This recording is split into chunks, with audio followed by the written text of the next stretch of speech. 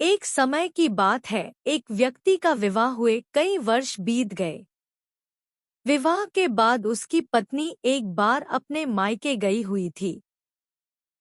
पत्नी के मायके में रहने के कई दिनों बाद उसका पति अपनी पत्नी को विदा करवाने के लिए ससुराल पहुंचा। ससुराल में कुछ दिन तक रहने के बाद वह पत्नी को मायके से विदा करने की बात अपने सास-ससुर के कही।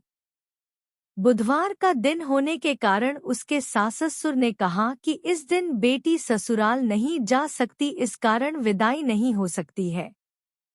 लेकिन वह व्यक्ति नहीं माना और अपनी पत्नी को मायके से विदा कराकर अपने घर की तरफ चल दिया। रास्ते में जाते वक्त पत्नी को बहुत तेज से प्यास लगी, तब पति पानी की तलाश में इधर-उधर भटकने लगा।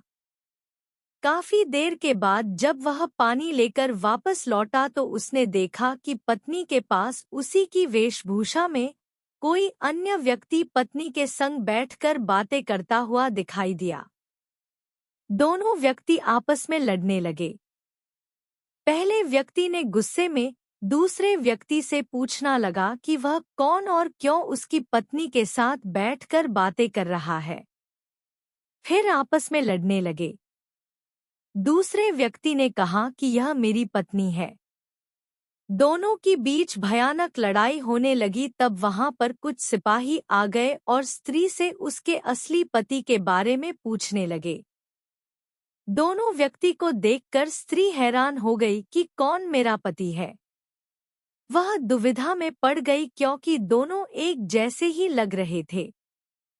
तब पहला व्यक्ति परेशान होकर मन में कहा कि भगवान, ये आपकी कैसी लीला है। तभी आकाशवाणी हुई कि बुधवार के दिन पत्नी को विदा करवाकर नहीं ले जाना चाहिए था। यह सब सुनकर पहला व्यक्ति समझ गया कि यह भगवान बुद्ध की लीला है। फिर वह व्यक्ति बुद्धदेव से प्रार्थना करने लगा और क्षमा मांगने लगा। फिर फौरन ही बुद्धदेव अंतर्ध्यान हो गए और उस व्यक्ति को अपनी पत्नी मिल गई। तभी से हर दिन बुधवार के दिन भगवान गणेश की पूजा होने लगी।